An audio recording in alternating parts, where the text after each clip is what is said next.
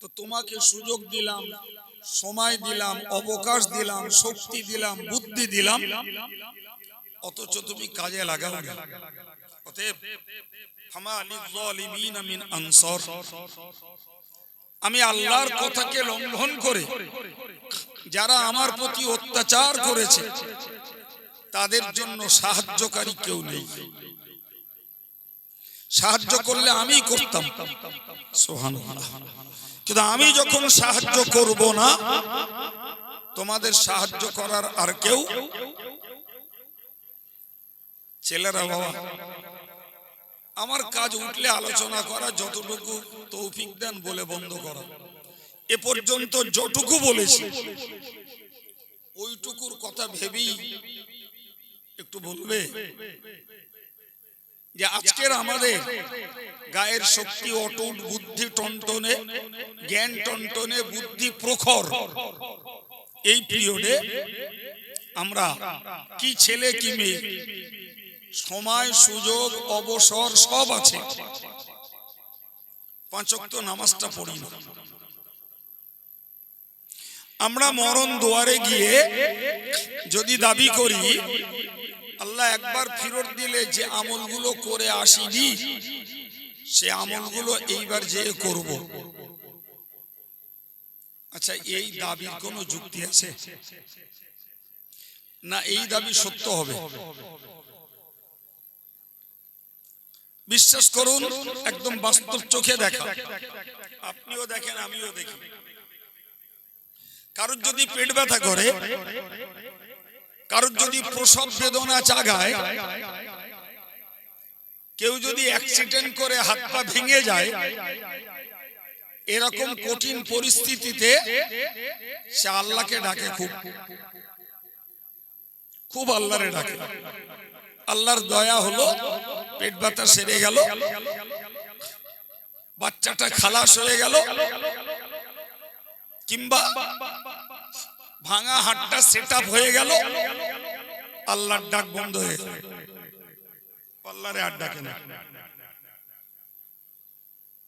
এখন বলেন, বিপদে পড়লে যে আল্লাহরে ডাকে আর বিপদ পেরিয়ে গেলে আল্লাহরে ভুলে যায়, এটা কি সত্যি আল্লাহর মহব্বতের ডাক? কথা বলেন। এটা তো পরিষ্কার, যে কেউ বলবে এটা বিপদ উদ্ধারের ডাক। ফলে যে লোকটা সামনে থেকে মরণকে দেখতে পাচ্ছে, ওই লোকটা যে বলবে আমাকে ফিরত দিলে এবার বাদ দেওয়া আমলগুলো করব, ওর ওই দাবি তো সত্যি না, ও তো করবে না। ও যেই মরণ দুয়ার থেকে ওকে ফিরিয়ে দেওয়া হবে, ও আগের দিনেও যেমন সুযোগ সময় থাকতে নামাজ পড়িনি, তো এখনো পড়বে না। এটাই বাস্তব, এটাই বাস্তব। প্রিয় ছেলেরা, আমরা কম্পিউটার যুগের মানুষ, জ্ঞান বুদ্ধি বিবেক আমাদের খুব সজাগ। আমি তো অজ করতে পারি না, একটু গল্প টল্প করি। এই গল্পের ছলেই অনুরোধ করছি, যাদের 15 ঊর্ধ্ব বয়স হয়েছে, আজকের মজলিস থেকে নিয়ত করে ওঠো, নামাজ পড়ার বাদ দেব না। মরণ দুয়ারে নতুন করে ফেরার দাবি করব না, বরং যে জীবনটা আল্লাহ দিয়েছেন এই জীবনটাকেই আল্লাহর হুকুম মেনে চলার পক্ষে কাজে লাগাবো। তবেই বুঝবো আমরা লেখাপড়া শিখে, শিক্ষিত হয়ে, স্যাটেলাইটের যুগে, কম্পিউটারের যুগে আমরা সত্যকারের আমাদের জ্ঞানের পরিচয় দিয়েছি। তা না হলে আমার আল্লাহর যে কথা, আমি আল্লাহর কথাটাকে বোঝানোর জন্য আরো একটু ছাড়িয়ে বলছি। ভাই, মরণের সিগন্যাল হলো একটা লোকের জানের ঘড়ঘড়ানি চেপে গেছে, সর্দি নয়, এমনি বুকের ভিতরে হড়হড় গড়গড় করছে। যে কোনো মরার মানুষের স্বাভাবিক মরার আগে ওই রকম আওয়াজ শোনা যায়। ও ওটা সর্দি নয়, ওটা মরণ যন্ত্রণা। কি বলেছি ওটা? এই ফেরাউন যখন পানিতে ডুবছিল লোহিত সাগরে, তখনও বলেছিল আমানতু বিল্লাযী আমানাত বিহি বানু ইসরাঈল, আমি ওই জাতের উপরে ঈমান আনছি যার উপরে ঈমান এনেছিল বনি ইসরাঈল সম্প্রদায়। ওর ঈমান কবুল হয়নি বাবা, কারণ ও সামনে থেকে তখন মরণ দেখতে পাচ্ছিল, নাকের মুখে পানি ঢুকেছে, নিঃশ্বাস নেওয়ার মতন আর পরিস্থিতি নেই। তখন তো বুঝতেই পারছে মরণ একদম আমার কাঁধের উপরে চেপিয়ে বসছে, বাঁচার আর কোন উপায় নেই। তখন বলল ঈমান আনলাম। আল্লাহ নেইনি বাবা। আল্লাহ বললেন আল আন ওয়াকাদ আসাইতা ক্বাবলু, তুমি এখন ঈমান আনছো, ইতিপূর্বে তুমি নাফরমানি করেছো, অবাধ্য হয়েছো, আমার হুকুমকে অগ্রাহ্য করে চলেছিলে, এখন ঈমান আনছো। তোমার ঈমান আমার কাছে গ্রহণযোগ্য নয়। এই যে ফেরাউনের ঈমান গ্রহণ হয়নি বাবা, একমাত্র কারণ ও মরণটাকে সামনে থেকে তখন দেখছিল। এই ঈমান আল্লাহর মহব্বতের ঈমান নয়, এই ঈমান তো মরণ যাতনা থেকে বাঁচার ঈমান। আল্লাহ নেই। ঠিক ততই বছর মনে রাখা দরকার, যে লোকটার জানের ঘড়ঘড়ানি শুরু হয়েছে, ওই লোকটা যদি বলে আমি ঈমান আনলাম, ওর ঈমান গ্রহণযোগ্য নয়। কারণ ও যথারীতি মরণটাকে সামনে থেকে দেখেছে, ওই ঈমান চলবে না বাবা। এমনকি কেউ যদি ওই রকম পরিস্থিতিতে বলে আল্লাহ আমি জীবনে সুদ খেতাম আর খাবো না, আল্লাহ তুমি মাফ করে দাও। জীবনে গান শুনতাম, আল্লাহ গান আর জীবনে শুনবো না, তুমি আমায় ক্ষমা করে দাও। আল্লাহ জীবনে বেপরদায় ঘুরেছি, একজন মহিলা ধরুন বলল আল্লাহ তুমি মাফ করে দাও, আমি আর বেপরদায় ঘুরবো না। আল্লাহ জীবনে অনেক গালিগালাজ করেছি, আর জীবনে গালিমন্দ করব না, আল্লাহ তুমি ক্ষমা করে দাও। ভাই আমরা কোরআন হাদিস থেকে স্পষ্ট বুঝতে পারি ওই সময়ে ওই লোকগুলোর ঈমান আনাও আল্লাহ কবুল করবেন না, আর তওবা করলেও আল্লাহ মাফ করবেন না। দুটো দরজা দুটোই বন্ধ। কথা বোঝা গেল কি? তাহলে যে লোকটা মরণটাকে সামনে থেকে দেখবে ওর ঈমানও গ্রহণ হবে না, তওবাও। আপনি একটা উদাহরণে বোঝেন, ব্যাপারটা সহজ হবে। ভাই যারা বিড়ি সিগারেট খায়, তে এটা এক পর্যায়ের ধূমপান করা। এমনি সাদা তামাক অল্প খাওয়া মুবাহ জায়েজ, কিন্তু ওই তামাকটাকে পুড়িয়ে খাওয়া ব্যাপক ক্ষতিকর। ওটা যখনই পোড়ানো হয় নিকোটিন নামীয় এক প্রকার বিষ তৈরি হয়।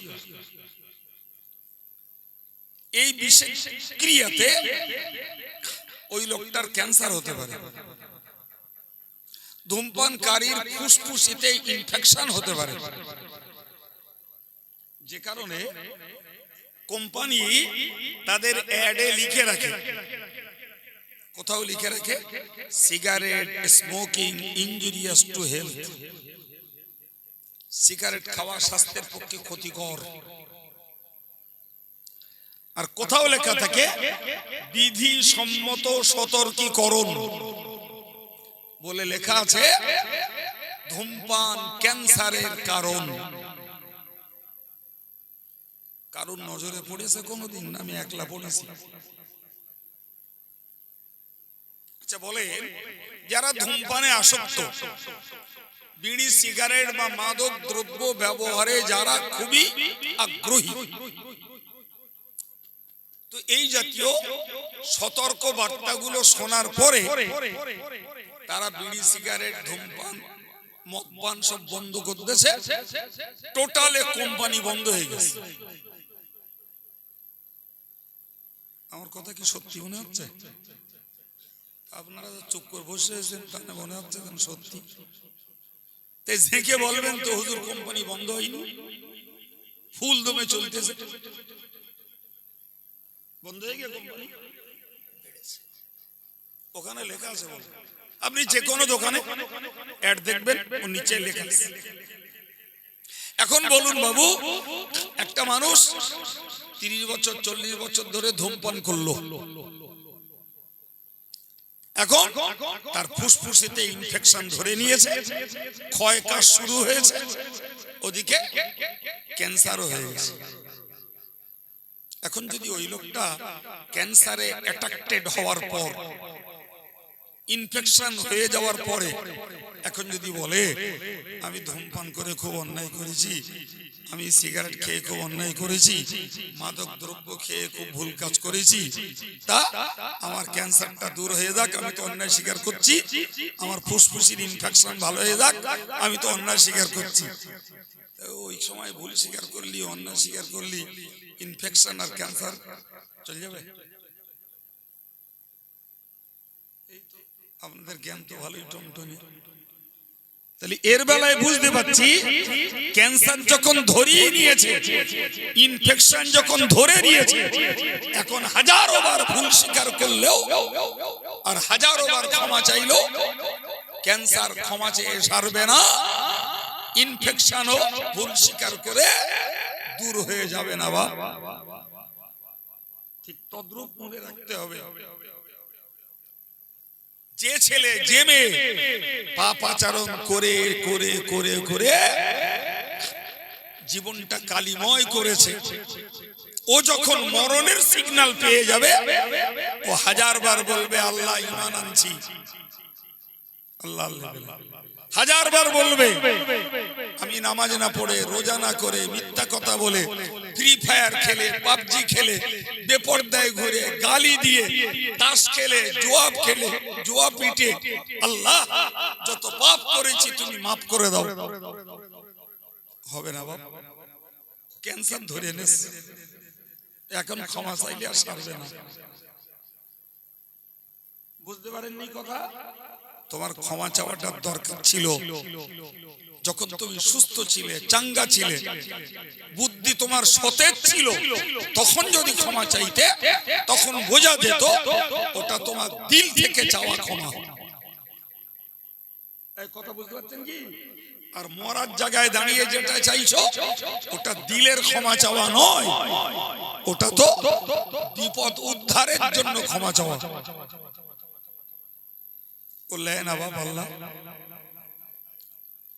সম্মানিত ভাইরা আমার, প্রিয় ছেলেরা, আমি শুরু করেছিলাম, জীবনে যতই শুনি আর কাজে না লাগাই, মরণের সময় যখন আজরাইলকে দেখব, সিগন্যাল যখন চালু হবে, তখন তওবা করতেও মন চাইবে, ঈমান আনতেও মন চাইবে। আমার আল্লাহ এক কথায় বলবেন, কাল্লা, কখনোই তোমাকে ফেরত দেওয়া হবে না, কখনোই।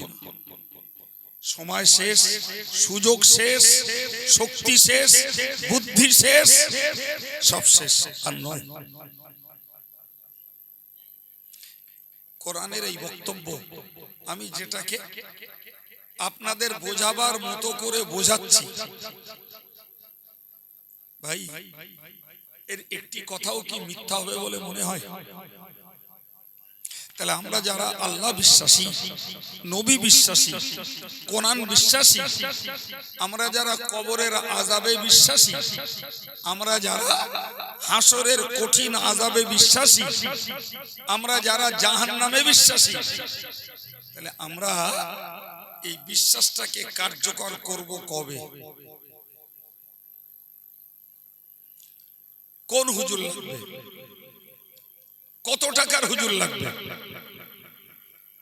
1.5 লাখ 2 লাখের হুজুর, সুরওয়ালা হুজুর, ঢংওয়ালা হুজুর, নাটক করা হুজুর, কোন হুজুর দিয়ে সভা করালে এই জাতির ধর্মহারা যুবক যুবতীরা পরিবর্তন হবে?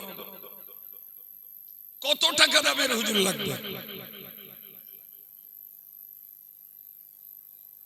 আমার সুর নেই, স্বর নেই, আর আমি বিক্রি হওয়া কোন কন্ট্রাক্টের গোলামও নই। ফলে আমারও যে হেদায়েত না হতে পারে। আর আজকে যদি ঘোনার ছেলেরা বলে যে হুজুর 2 লাখ টাকা দামের একটা সুরেলা একদম পাগল করা একটা বক্তা দিলে আমরা সব আল্লাহ আল্লাহ হয়ে যাব, টাকা আপনাদের দিতে হবে না, আমি টাকা দেবো। আমার একটাই কন্ট্রাক্ট। এরপরে একটা বেনামাজি, একটা সুদখোর, একটা জুয়াখোর, একটা গানখোর, একটা তাসখোর, একটা মোবাইল পাগল, একটা বেপরদার মহিলা, একটা গালি দেওয়া ছেলে মেয়ে একটাও দেখতে চাই না। কাল লাগবে? কত টাকার বক্তা লাগবে? টাকা আমি এখানে দেবো না, আমি দেবো। আমার একটাই দাবি,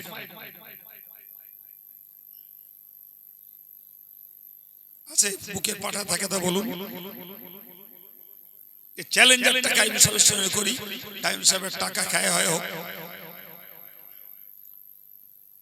বাবু, হেদায়েত যদি নিজে না হয়, সুরেলা বক্তা, শিল্পী বক্তা আর 20, 25, 30, 50, 1 লাখ 1.5 লাখের এই বিক্রি হওয়া গোলাম, এদের কারুর দিয়ে কিচ্ছু হবে না।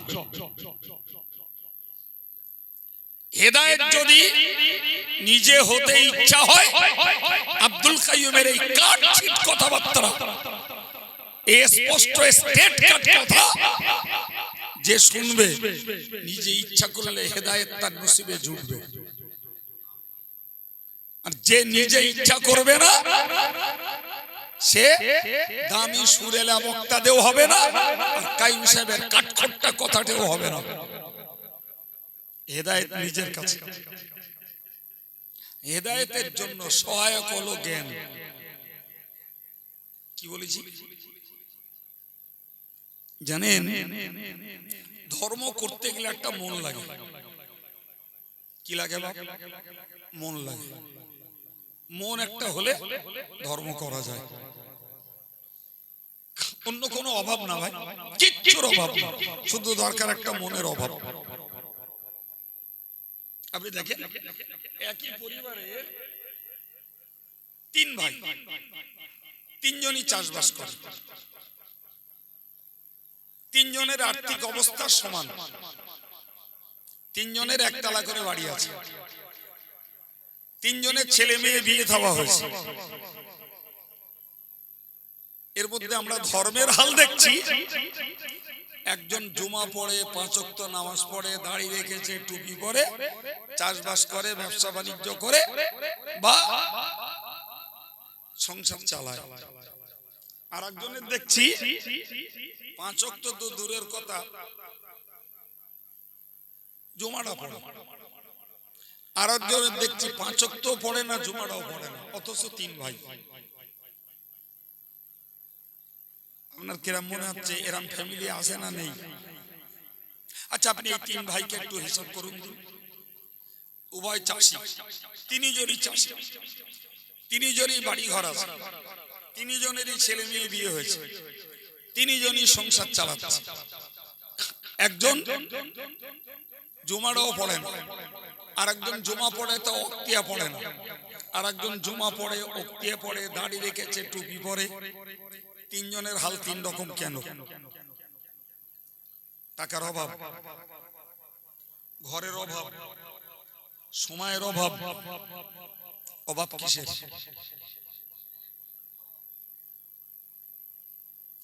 কিসের অভাব?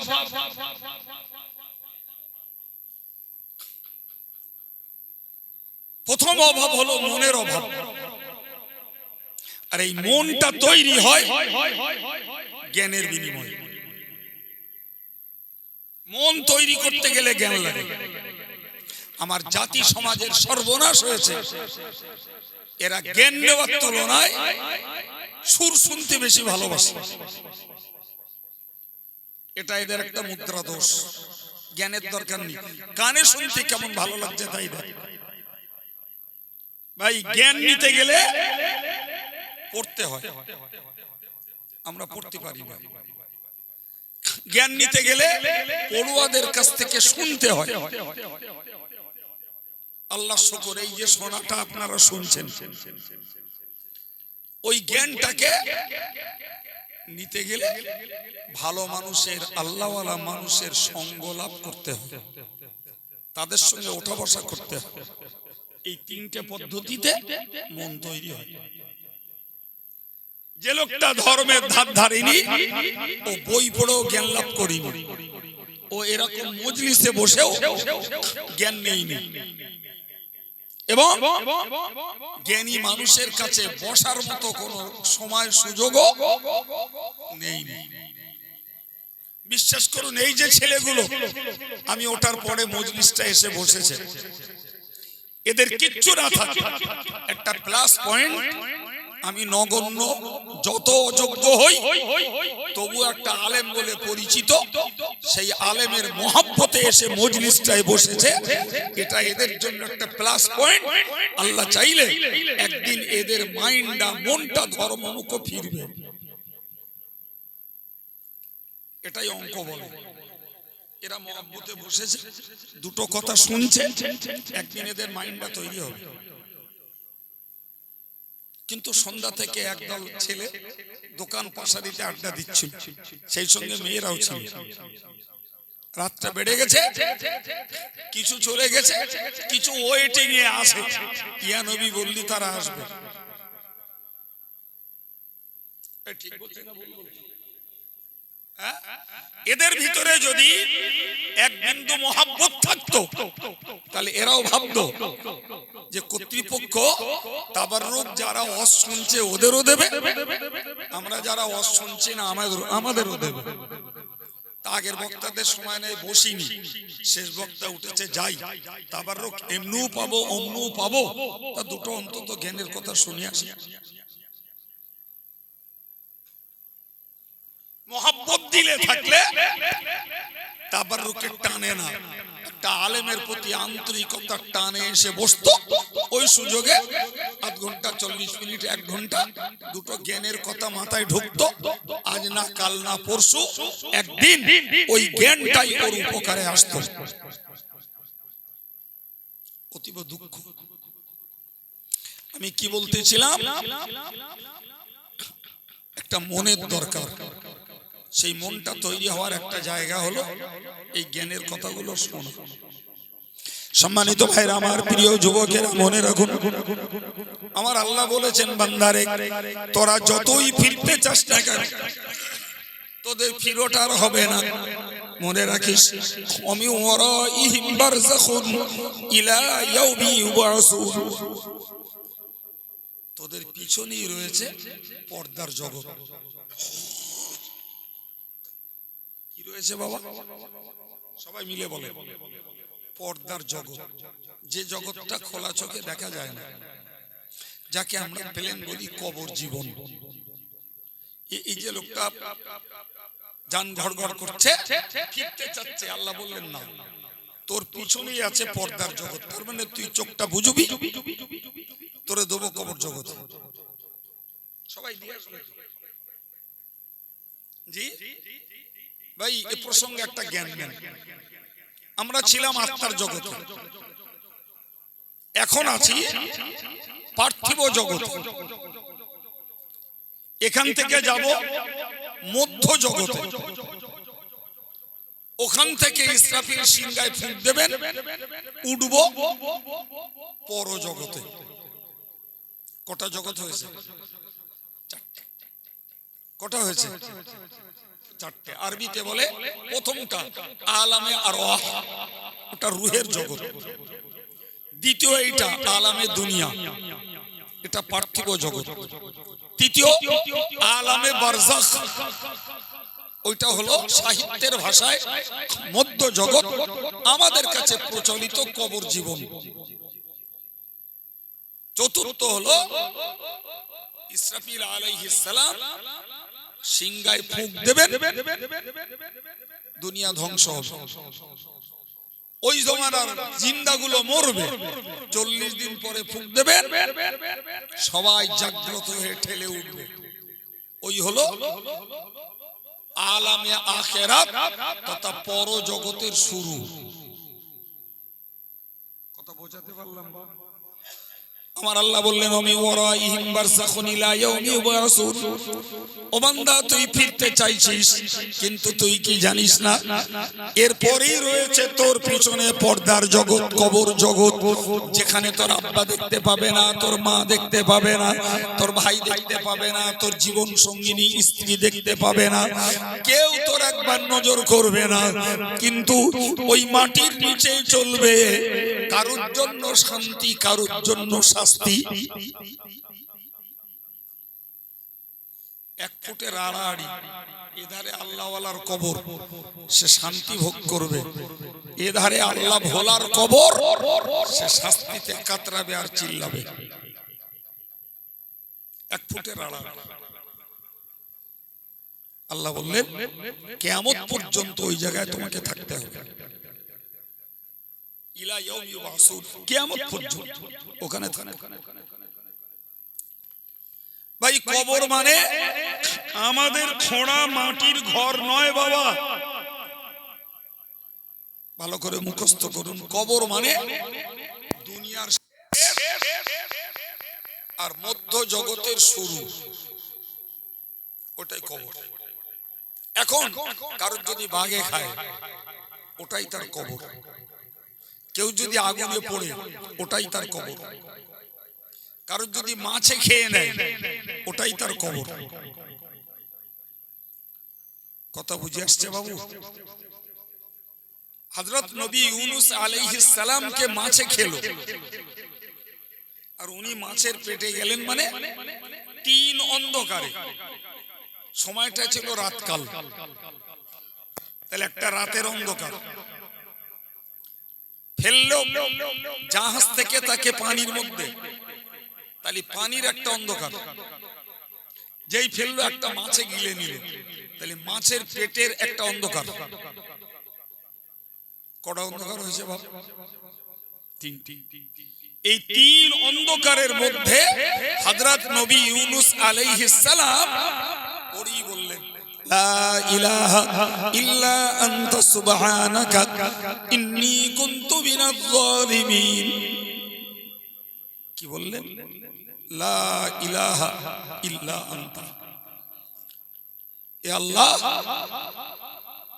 তুমি ছাড়া মাবুদ কেউ নেই। আল্লাহ সুবহানাকা, তোমার জাত পবিত্র জাত। ইন্নী কুনতু মিনাজ জালিমিন, আল্লাহ আমি ছিলাম অত্যাচারীদের অন্তর্ভুক্ত। এটাই ওই দোয়াটার মানে। লা ইলাহা, কোনো মাবুদ নেই, ইল্লা আনতা, তুমি ছাড়া। সুবহানাকা, তোমার জাত পবিত্র জাত। ইন্নী কুনতু মিনাজ জালিমিন, আমি ছিলাম অত্যাচারীদের অন্তর্ভুক্ত। দোয়া পড়ল। 40 দিন পরে মাছের পেটে আল্লাহ বেদনা দিলেন, মাছ নবী ইউনূসকে উগরে দিল। নবজাতক শিশু যেমন কাদার দলার মতো ইউনূস আলাইহিস সালামকে নদীর তটে মাছ উগরে দিল। সুবহানাল্লাহ বলো ভাই। সুবহানাল্লাহ বলতে বললেন, কিন্তু যদি একটু ভাবাই তাহলে আরো বলতে ইচ্ছা করবে, কারণ পানির পেটের ভিতরে মানুষ দম নিতে পারে না, ফের মাছের পেটে মানুষ বাঁচতে পারে না। পারেগা? আল্লাহ বাঁচিয়ে রেখেছেন 40 দিন, এর জন্যই বলতে হয় সুবহানাল্লাহ। আমার আল্লাহ কি বলেছেন জানেন? ফালাওলা আন্নাহু কানা মিনাল মুসাব্বিহিন লালাবিসা ফি বাতনিহি ইলা ইয়াউমি ইউবআসুন। হযরত নবী ইউনূস যদি মাছের পেটে ওই দোয়া ইউনূস যদি না পড়তো, আমি আল্লাহ কিয়ামত পর্যন্ত ইউনূসকে মাছের গর্ভে রেখে দিতাম। আল্লাহু আকবার। তাহলে মাছের পেটটাই হতো নবী ইউনূসের কবর। বোঝা গেল? এই দোয়া ইউনূস পড়েছে বলে ওই মহা বিপদ থেকে আল্লাহ পাক তাকে আবার জীবন্ত অবস্থায় এই ধরাপৃষ্ঠে ফিরিয়ে দিয়েছেন। আমি এই কথাটা বলে আপনাদের বোঝাতে চাইছি, তাহলে মরণের পরে রয়েছে পর্দার জগৎ, যেটা কবর জগৎ বা কবর জীবন। সাহিত্যের ভাষায় ওইটাকে বলা হয় মধ্য জগৎ। কথা ক্লিয়ার? আগুনে পুড়ি পান্তি ডুবি আর বাগে খাক যাই পারে হোক, সব শেষ ঠিকানা মাটি। শেষ ঠিকানা কোথায়? একদম। হে ছেলেরা, এবার একটু ভাববার জন্য আমার অনুরোধ, আল্লাহ যখন আমি ফিরত চাইলে ফিরত দেবেন না, আমাকে যখন মাটিতেই পৌঁছে দেবেন, ঘুরিয়ে ফিরে এদিক সেদিক করে শেষ ঠিকানা হবে মাটি। জি, ওই সেই কবর, যার ব্যাপারে একটা কথা আমরা অজনসিহতে শুনি, আর কিছু বক্তা আছে খুব ইনিয়ে বিনিয়ে সুর তাল দে বলে আমার মায়েদেরকে পাগলি করে তোলে। হেভি ওয়াজ কি সেটা? যে হযরত ফাতেমা জোহরা রাদিয়াল্লাহু আনহা তিনি তার ইন্তেকালের আগে বললেন যে আমার জানাজাটা যেন খুব লোক ঝগড়া করে না হয়। আমি একদম সাদা কথাই বলছি, লোক জড়ো করে না হয়। ফলে আম্মাজান ফাতেমা যখন ইন্তেকাল করলেন, হযরত আলী, হযরত হাসান হুসাইন আর নবী পরিবারের একজন ঘনিষ্ঠ আত্মীয় হযরত আবু যার গিফারি, চারজন মানুষ রাতের আঁধারে তাকে দাফন করা হলো। রাতের আঁধারে তো কথিত রয়েছে, কোন কোন বইতে লিখেওছে, হযরত আবু যার গিফারি কবরকে লক্ষ্য করে বলেছিলেন, হে কবর, তোমার বুকে আজকে রাখছি কাকে জানো? তো কবর তো জবাব দিল না। আবু যার গিফারি নিজেই বললেন, ওরে কবর, তোমার কাছে রেখে যাচ্ছি নবী দুহিতা, নবীর কন্যা, নবীজি কলিজার টুকরি ফাতেমাকে। ও কবর, তোমার কাছে রেখে গেলাম শেরে খোদা হযরত আলীর জীবন সঙ্গিনী বিবিকে। ও কবর, তোমার কাছে রাখলাম হাসান হুসাইন, যারা দুইজন জান্নাতের যুবকদের সরদার, তাদের মাকে তোমার কাছে রেখে গেলাম। ওরে কবর, সর্বোপরি যে ফাতেমা নিজেই জান্নাতের মেয়েদের নেত্রী, সুবহানাল্লাহ, তাকেই রেখে গেলাম। কবর তখন জবাব দিয়ে বলেছিল, কার কন্যা, কার বিবি, কার মা, ওই পরিচয় আমার কাছে দিয়ে কোনো লাভ নাই। আমল যার ভালো আমি তার সঙ্গে ভালো ব্যবহার করব, আমল যার মন্দ তার কোনো পরিচয়ের কোনো লাভ আমার কাছে নাই। এই জ্ঞানের কথা কে কে কে নেবে, কে কাজে লাগাবে? আমরা এই সতেজ বুদ্ধির পিরিয়ডে, শক্তির পিরিয়ডে একটু যদি ভাবতাম, আমার মায়েরা যদি ভাবতাম নামাজ আর কাজা করব না, স্বামীর প্রতি অভক্তি অমর্যাদা কোনোদিন করব না, বেপরদায় আর ঘুরব না, গলাবাজারি আর করব না, পাক সাফ হয়ে জীবনটা কাটাবো, এরকম দু চারটে আমল যদি আমার মায়েরা করত, ওদের জন্য জান্নাতের রাস্তা আল্লাহ সহজ করে দিতেন। আপনি জানেন হাদিসে এসেছে, আল মারআতু ইযা সাল্লাত খামসাহা, একজন মহিলা যদি 5 ওয়াক্ত নামাজ পড়ে, ওয়াসামাত শাহরাহা, আর রমজান মাসটাকে যদি রোজা রাখে, ও আতাত বালাহা, আর স্বামীর আনুগত্য স্বীকার করে যদি চলে, ও আহসানাত ফারজাহা, নিজের গুপ্তাঙ্গগুলোকে যদি হেফাজত করে, আমার আল্লাহ পাকের নবী বলেছেন ফালতাদখুলিল আবওয়াবাল জান্নাতি, ফালতাদখুল আবওয়াবাল জান্নাতি সামানিয়াতা, সেই মহিলাটি প্রবেশ করবে জান্নাতের 8টা দরজার যে কোনো দরজা দিয়ে।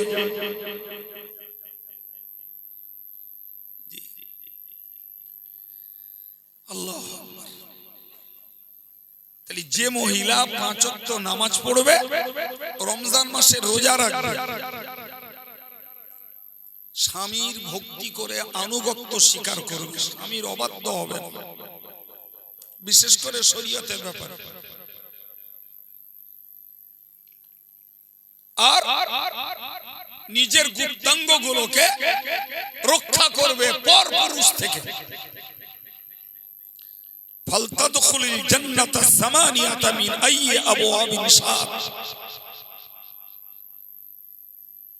সে জান্নাতের 8টা জান্নাতের যে কোনোটা দিয়ে জান্নাতে যাবে, যে দরজা দিয়ে ইচ্ছা সে দরজা দিয়ে ঢুকবে।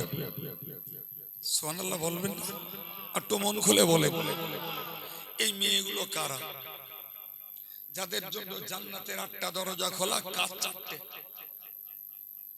একটা কাজ নামাজ, আরেকটা কাজ রোজা, আরেকটা কাজ গুপ্তাঙ্গের হেফাজত মানে পর্দা, আরেকটা হলো স্বামীর অনুগত হওয়া। 4টে কাজের বিনিময়ে জান্নাতের 8টা দরজা খোলা। এ নারী কারা? আমাদের মা, আমাদের মেয়ে, আমাদের বোন, আমাদের স্ত্রী, আমাদের ভাগ্নি, আমাদের ভাইজি। পর কেডা বলে? আমি তো 6 শ্রেণীর মেয়েদের নাম করলাম, এর মধ্যে পর কে আমার কা আছে? কেউ বাপ? সব কটা আপন, সব কটা আপন। তাহলে যদি আমার মায়েরা নিজেরা এই 4টে কাজ যদি দায়িত্বের সঙ্গে করে, আর আমার মায়েরা যদি নিজে না করে, আমরা বাপ হিসাবে মেয়ের জন্য, স্বামী হিসাবে স্ত্রীর জন্য, ভাই হিসাবে বোনের জন্য, মামু হিসাবে ভাগ্নির জন্য, চাচা হিসাবে ভাইজির জন্য, জি, এবং বাপ হিসাবে নিজের কন্যার জন্য, আমরা যদি এই দায়িত্ব 4টে যদি আমার মায়েদেরকে পালন করাতে অভ্যাস করাতাম, তদারকি করতাম, তাহলে জাহান্নাম থেকে বেঁচে যেত আমার মা, আমার স্ত্রী, আমার বোন, আমার মেয়ে, আমার ভাগ্নি, আমার ভাইজি। জোরে বলুন সুবহানাল্লাহ। এর মধ্যে 2টো কাজ আমার ছেলেদের জন্য, আমাদের জন্য ডিউটি বর্তায়। একটি হলো নামাজ, আর একটি রোজা। ও দুটো নারী রোজা, পুরুষেরও তাই।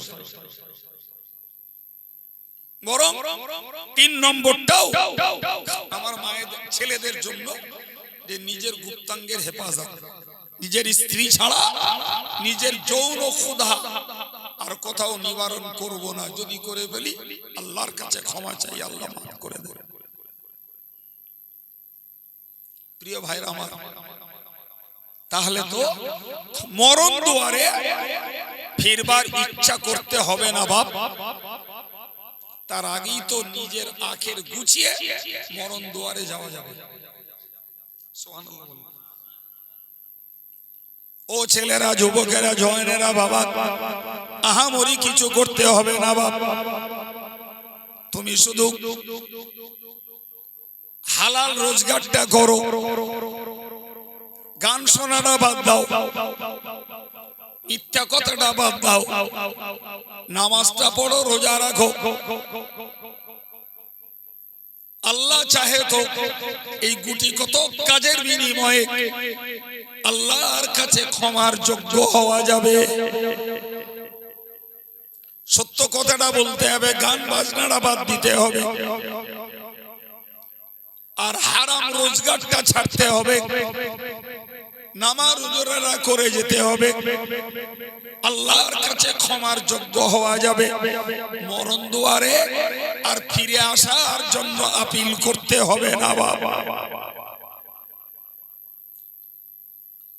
কপালে যদি হেদায়েত থাকে, আব্দুল কাইয়ুমের এই কথাই হেদায়েতের জন্য যথেষ্ট। কপালে যদি হেদায়েত না থাকে বাবা, হই হই কাণ্ড, রই রই কাণ্ড, হই হই ব্যাপার চলছে চলবে, চলছে চলবে, আসল জায়গায় ঘাটতি ঘাটতি থেকেই যাবে। দেখেন, হেদায়েতের মানে হলো রাস্তা দেখানো। কি বলেছি জোরে বলেন? হেদায়েতের মানে হলো রাস্তা দেখানো। কোন রাস্তা? যে রাস্তায় চললে পরে আল্লাহর দয়ার জান্নাতে পৌঁছে যাবে। সুবহানাল্লাহ। ওই রাস্তাটা দেখিয়ে দেওয়ার নাম হলো হেদায়েত। আমি আমার ছেলেগুলোকে, মাগুলোকে বললাম,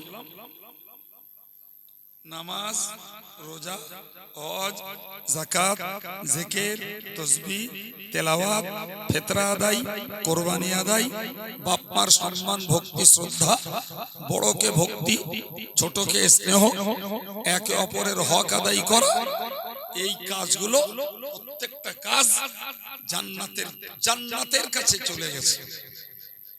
সুবহানাল্লাহ। এই রাস্তাগুলো কোথায় গেছে? সুদ, গান, মিথ্যাচারিতা, ঘুষ, তাস, জুয়া, মদ, নারীবাজি, লটারি, অন্যের হক নষ্ট করা, গালিগুলুজ করা, মিথ্যা বলা, এইগুলো সব জাহান্নামের দিকে গেছে।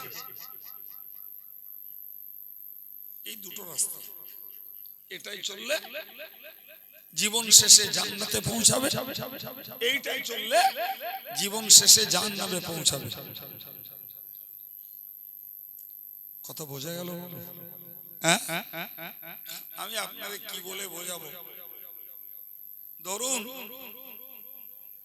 আমি আপনাদেরকে জিজ্ঞেস করছি, এই লোকগুলোর, যে ভাই আমি একটু কেন্দুয়ায় যাব, তো পথ কোনটা? তো হুজুর, আপনি তো বসে আছেন ওই রাস্তায় উঠে ডান দিকে গাড়ি চালিয়ে দেন, ব্রিজটা পার হয়ে একটু বাঁয়ে গিয়ে ডাইনে সোজা কেন্দুয়া। কথা ঠিক আছে? এক কথায় আমি এই রাস্তাটা উঠলে ডান দিকে ধরলে কেন্দুয়ার দিকে গেলাম। পথে যদি মোড় ফাঁকড়া পড়ে জিজ্ঞেস করলেই পাওয়া যাবে। আমি বাবু এই রাস্তাটা উঠে আমার গাড়িটা বাম দিকে ঘুরিয়ে দিলাম, যে সোজা একদম ঘোড়ারস বেলতলায় গিয়ে হাজির। আর ওইখানে যে ঘোনার ভাইদের নামে খুব উল্টো পাল্টা করে বলছি, তো ওখানে ঘোনার পরিচিত লোক যথেষ্ট আছে। আমারে ধরে বলছে, হুজুর এ কি ব্যাপার, আপনি ঘোনার লোকেদের নামে এত আনসান করে বলছেন কেন? আমি বললাম, দেখো আমি কেন্দুয়ায় যাবো বললাম, তোরা আমাকে রাস্তা দেখিয়ে দিল, এখন দেখছি আমি বেলতলায় এসে হাজির। তো ওদিক দিয়েও বেলতলায় যাওয়া যাবে, ওদিক দিয়েও কেন্দুয়ায় যাওয়া যাবে, সেটা কথা না, ঘুরে যাওয়া যাবে। কিন্তু ব্যাপারটা সেটা না। আপনি ওনাদের কাছে কি বলেছেন আর কি বললো ওরা? আমি তখন এই লোকেশনটা বললাম, বললাম যে আমি রাস্তার সামনে, তোরা বললো রাস্তায় উঠে ডান দিকে যান, গেলে ওই রাস্তা কেন্দুয়ায় গেছে। তোর আমাকে শুনে বললো, তো ঠিকই বলেছে, আপনি কোন দিকে এসছেন? আমি তখন বললাম, আমি রাস্তায় উঠে বাঁ দিকে এসছি। তোরা তো তখন বলবি, বলে হুজুর এই যে শুনছি কেলানি আপনার দরকার। ওরা তো ঠিকই বলে দিল যে আপনি রাস্তার পশ্চিম পাড়ায় ছিলেন, যখন রাস্তায় উঠে ডান দিকে যান, গেলে কেন্দুয়ায় যাবেন। তা আপনি মাতব্বরি করে রাস্তায় উঠে বাঁ দিকে এসে বেলতলায় এসছেন, ওদের দোষ। কথা বুঝতে পেরেছি বাবা? তা আমি আল্লাহর পথের একজন পথিক হিসাবে আমি রাস্তা চিনিছি, আমার এই ভাইদের মায়েদের চিনিয়ে দিচ্ছি। কি এই নামাজের রাস্তা, রোজার রাস্তা, হজের রাস্তা, যাকাতের রাস্তা, দানের রাস্তা, সব রাস্তা গেছে জান্নাতে। সুবহানাল্লাহ। আর বাঁদিকে এই সুদের রাস্তা, মদের রাস্তা, ঘুষের রাস্তা, গানের রাস্তা, সব গেছে জাহান্নামে। এখন বাবা মা যারা জান্নাতে যেতে চান, এই ডান দিকের রাস্তাটা ধরুন, বাঁদিকের রাস্তায় খবরদার যাবেন না। জি, আমার কাছ থেকে শুনে বুঝে নে, মাতব্বরি করে বাঁদিকের রাস্তা ধরে জাহান্নামের দোরগোড়ায় যে ঠেকলো। ওইখানে যে বলছে কাইম সাহেব ভাল না, হজ করতে পার না, গলা ভাল না, সুরনি স্বর্ণি কিচ্ছু নি, ওই হজে কি আর লোক হেদায়েত হয়? কাইম সাহেব তোমার একবারও বললো বাঁদিকের রাস্তায় যেতি, তোমার তো বললে ডান দিকে গেলে, তুমি মাতব্বরি করে বাঁদিকে গেলে কেন? ওর জন্য দোষ কাইম সাহেবের, শরীর, টাকার, কারোর দোষ না। দোষ হচ্ছে নিজের ভুল সিদ্ধান্তের। কিসের দোষ বাপ? নিজের ভুল সিদ্ধান্ত। সুতরাং আমি আন্তরিকতার সঙ্গে ঘনায় কয়েকবার আসি। সব থেকে বড় কথা হলো আমার অত্যন্ত মনের মানুষ ছিলেন, দরিদ্র হোক, আমার প্রিয় ভাই মরহুম নজরুল ইসলাম সাহেব। আজকের এই দাওয়াতের ব্যাপারেও ওই লোকটা আমার কাছে 3 বার গেছে, 3 বার গেছে ওই লোক লেটেস্ট। এরা গেলি তারপরে আমি দাওয়াতটা নিয়েছি। আজকে সেই লোকটার অভাব, সেই লোকটার অভাব প্রিয় ভাই আমার। তো আমি ওনার সুবাদেই বলা যায় ঘনার ভাইদের, যুবকদের ভালোবাসি, যত্ন করি। ওনার খেদমত জামিয়ার প্রতি, বইকারা মাদ্রাসার প্রতি যথেষ্ট। এখানে ঘনার ছেলে বইকারার থেকে হাফেজ হয়ে এসেছে। কিন্তু বাবু আমার একটা জায়গায় বক্তব্য যে যত্ন, খাতির, প্রিয়তা, মোহাব্বত সব আপন জায়গায় ঠিক থাকবে বাপ, কিন্তু নিজের আমলের জায়গা ঘাটতি করলে ওই জায়গাটা কেউ পুরো করে দেবে না বাবা, কেউ দেবে না। তো আমি সেই ভালোবাসার খাতিরে, মোহাব্বতের খাতিরে, প্রিয়তার খাতিরে আমার যুবকগুলোর কাছে, পর্দার মায়েদের কাছে, তাদেরকেও ধন্যবাদ। তারা নীরব নিথরে আমার কথাগুলো শুনছেন 1 ঘন্টা হলো। জি, সবার কাছে আন্তরিক অনুরোধ, অন্তত সংসার সুখে দুঃখে, ভালো খেয়ে মন্দ খেয়ে, অভাবে অনটনে সবার চলছে, চলে যাবে বাবা। দুনিয়ায় কারো আটকাবে না। আটকাবার পালা শুরু যেই মোড়ে মাটির নিচে যাবো। গোনার লোক আব্দুল কাইয়ুমকে যতই মহব্বত করুক, ওখানে আমার কেউ নেই। আর আমি ঘোনার ছেলেদের যতই প্রিয় মনে করি, ওদের জন্য আমি কোনো উপকারে আসবো না বাবা। মাটির উপরে একে অন্যের সহযোগী অনেকেই আছে আমাদের জন্য বাবা। মাটির নিচে গেলি ওই জায়গাটার ভাবনা ভেবে বিয়ে থাওয়া, সংসার, চাষবাস, রুজি রোজগার, আত্মীয় কুটুম্বিতে সব চালিয়ে যাই, একটাও আল্লাহর কাছে দোষের হবে না। কিন্তু ওই জায়গাটা ভুলে যে যারা সংসার, বিয়ে থাওয়া এবং সুখী স্বাচ্ছন্দ্যের জীবনযাপন করছে, এরা উপরে খুশি হবে, ভিতরে গেলেই দুঃখে, উপরে হাসি, ভিতরে গেলেই কান্না, কিন্তু লাভ তো আর হবে না। দোয়া করি আল্লাহ আমার বেনামাজি ছেলেদের নামাজি হওয়ার তৌফিক দেন, বেনামাজি মায়েদের নামাজি হওয়ার মন দেন, বেনামাজি বেপর্দার মায়েদের পর্দা করার তৌফিক দেন। আমার যুবকগুলোকে হাতের কাজ, মাঠের কাজ, সেলাইয়ের কাজ, যে কাজই যে করুক, টাইমলি ধর্মটা করুক, এই আন্তরিক দোয়া রেখে দিয়ে আমি আজকের আলোচনার ইতি করছি। ওমা আলাইনা ইল্লাল বালাগ। আসুন প্রিয় নবীর প্রতি সালাম, ইয়া নবী।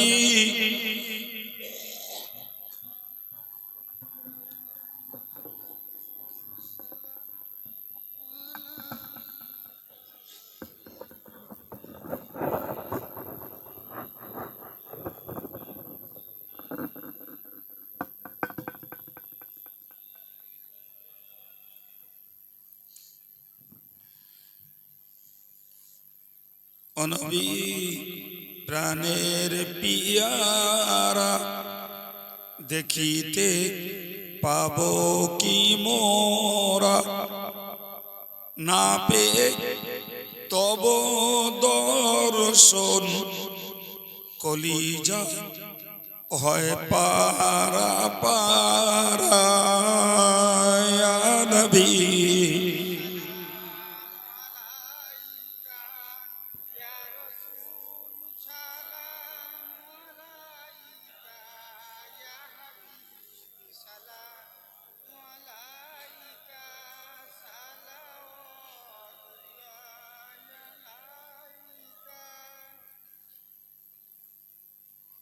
আমরা যে নবীর দিওয়ানা, তিনি যে মোদের ঠিকানা।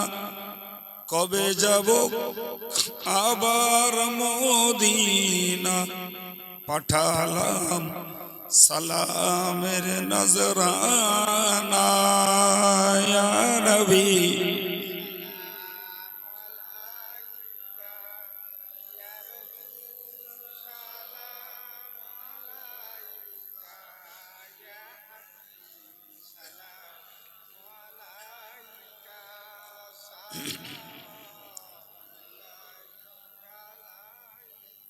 নবীনা হয়ে দুনিয়া, না হয়ে ফরিশতা খোদা, হয়েছি উম্মত তোমার, তার তরে শকর বেশুমার। ইয়া নবী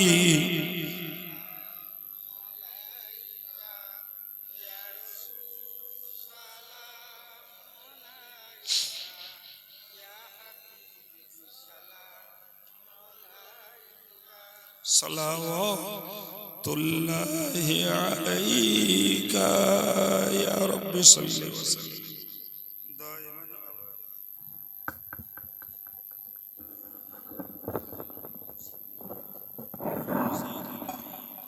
আপনি মাদাম বালাগাল উলা বিকামালিহি কাশাফাত দুজা বিজামালিহি হাসুনাত জামিউ খিসালিহি সাল্লু আলাইহি ওয়া আলিহি। সম্মানিত ভাইরা, আগামী 26শে অঘ্রাণ অর্থাৎ সামনে বৃহস্পতিবার আমাদের সংগঠনের খুবই পুরাতন মাদ্রাসা হাড়োয়া পীর জুলফিকারিয়া সিদ্দিকিয়া খারিজি মাদ্রাসা এর বাৎসরিক ইসালে সওয়াব। তো আপনারা হিসাবে হাড়োয়ার সদর জায়গার মানুষ দাওয়াত দিচ্ছি, পারলে আল্লাহর রাস্তায় একটু হাড়োয়ায় যাবেন, পারলে আল্লাহর রাস্তায় একটু হাড়োয়ায় যাবেন আগামী বৃহস্পতিবার। এরপরে আমাদের বড় সভা, জামিয়ার সভা, ডেট আপনাদের মনে আছে, 1লা, 2রা, 3রা ফাল্গুন। আমরা জামিয়ার সদস্য সংখ্যা বৃদ্ধির জন্য চেষ্টা করছি বাবু। তো এখানকার ফরিদ বলে একটি ছেলে, সে জামিয়ার এজেন্ট হয়েছে। আমি যুবকদেরকে বলবো, যারা জামিয়ার সদস্য হননি বাবু, একটা বাৎসরিক সদস্য হন। মায়েদেরকেও বলবো, আমাদের নিজামুদ্দিন আছে, তারপরেও এজেন্ট হয়েছে ফরিদ, তো একটা বাৎসরিক সদস্য তরিকুল আছে, এদেরকে বললেও হয়ে যাবে। একটা করে সদস্য আপনার আল্লাহর রাস্তায় হন। কিচ্ছু না পারেন বছরে 100 টাকা দেবেন, এমনি সারা বছর ইসালে সওয়াবে কিংবা রমজান মাসে কি দান করলেন ওটা আলাদা জিনিস। 100 টাকা করে দিয়ে একটা সদস্য হও, মানে হলো কোরআন হাদিস ফিকহ চর্চার এই বড় প্রতিষ্ঠানের সঙ্গে একটা স্থায়ী সম্পর্ক তৈরি করা। তাই আপনাদের কাছে দাওয়াত দিলাম, পারলে এদের সঙ্গে যোগাযোগ করে একটা সদস্য একটু হয়ে থাকুন। দুরূদ শরীফ আল্লাহুম্মা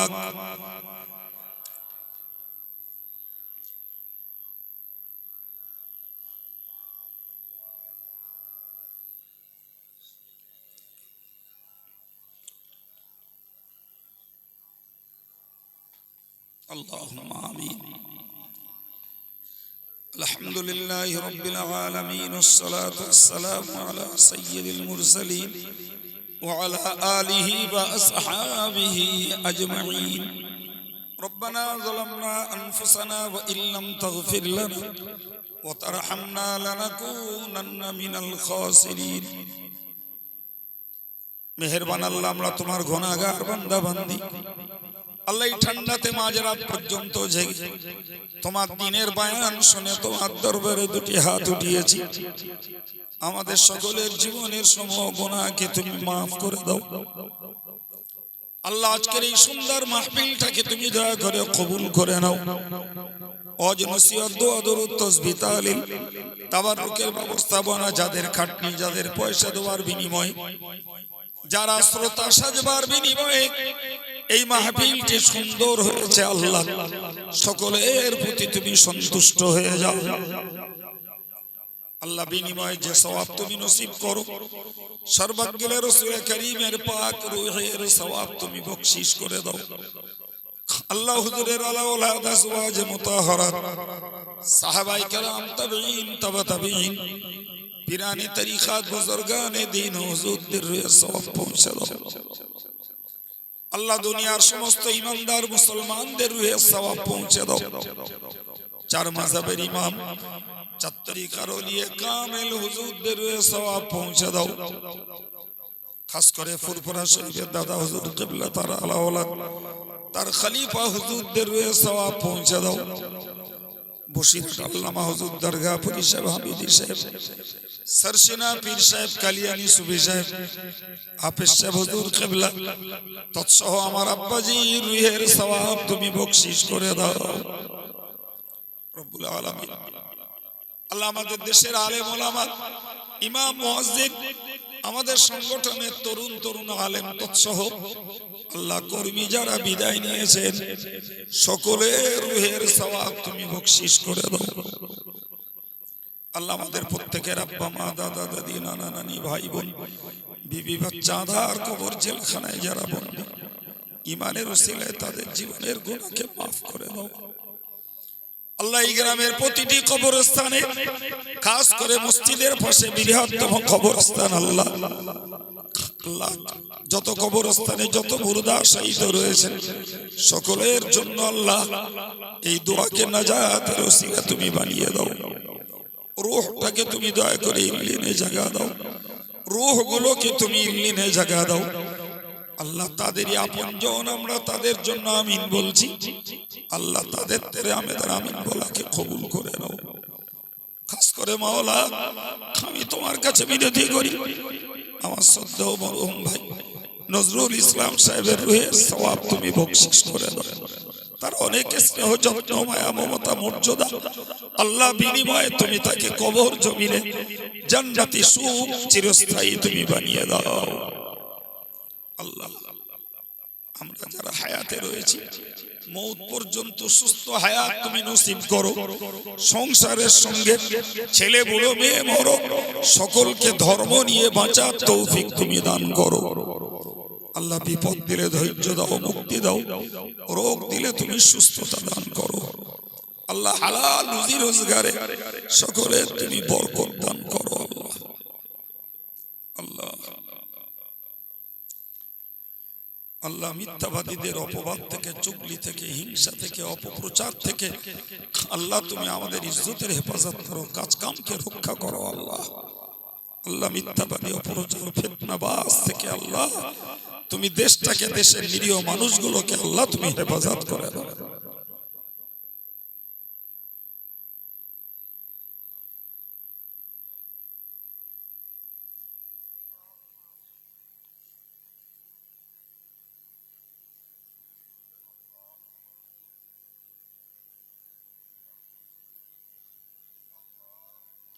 সাল্লাল্লাহু তাআলা আলা নবিয়িল কারীম ওয়া আলা আলিহি ওয়া আসহাবিহি আজমাইন ওয়া রাহমনা মাআহুম বিরহমাতিকা ইয়া আরহামার রাহিমিন ওয়া বিহাক্কি লা ইলাহা ইল্লাল্লাহ মুহাম্মাদুর রাসূলুল্লাহ।